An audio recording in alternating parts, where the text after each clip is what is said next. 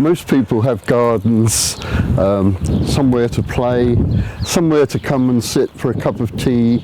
It's all about growing plants. And they love it when a butterfly comes past. But they don't realise that that butterfly needs habitat.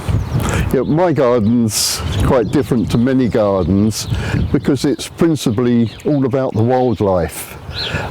What you see, everything is thought out to provide different kinds of habitat to support the food chain. And a small garden like this, you can create lots of different kinds of habitats, starting with the bottom of the food chain.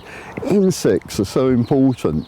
You start by providing places for insects to live, feed and breed, and then the creatures come along that feed on the insects, and then other creatures come along that feed on them. And pretty soon you've got hedgehogs, you've got foxes, you've got sparrowhawks coming into the garden. Everything's trying to eat everything else all of the time, which is why it's not so good to get too attached to any particular garden visitor. A wildlife garden doesn't have to be just about the wildlife. You can have flower beds, you can grow your own food in the garden. I have herbs. During the summer I'll probably grow some pumpkins, maybe some runner beans and tomatoes as well.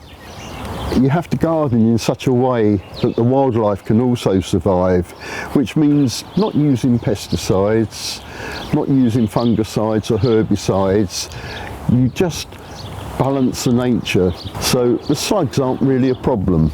If you've kept alive all the predators, the thrushes, the hedgehogs, the toads, you provide a place for them, you provide a food chain for them, and then you let them do the job. You can grow a really pretty garden or a really productive garden if you're growing food without using all those if you work with nature.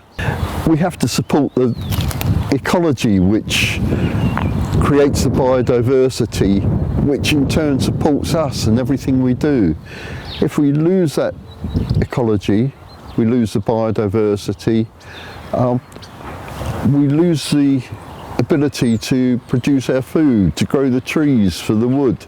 All life is connected. We can't just keep taking resources from nature and never giving anything back. We have to create places where nature itself can thrive, and then we will thrive. I love being out in the garden, just sitting here, listening to all the life around me. Here, the different calls of the birds, the bees buzzing. The garden has its own sound. Such a pleasure to be out here, and all the troubles of the world just seem to disappear.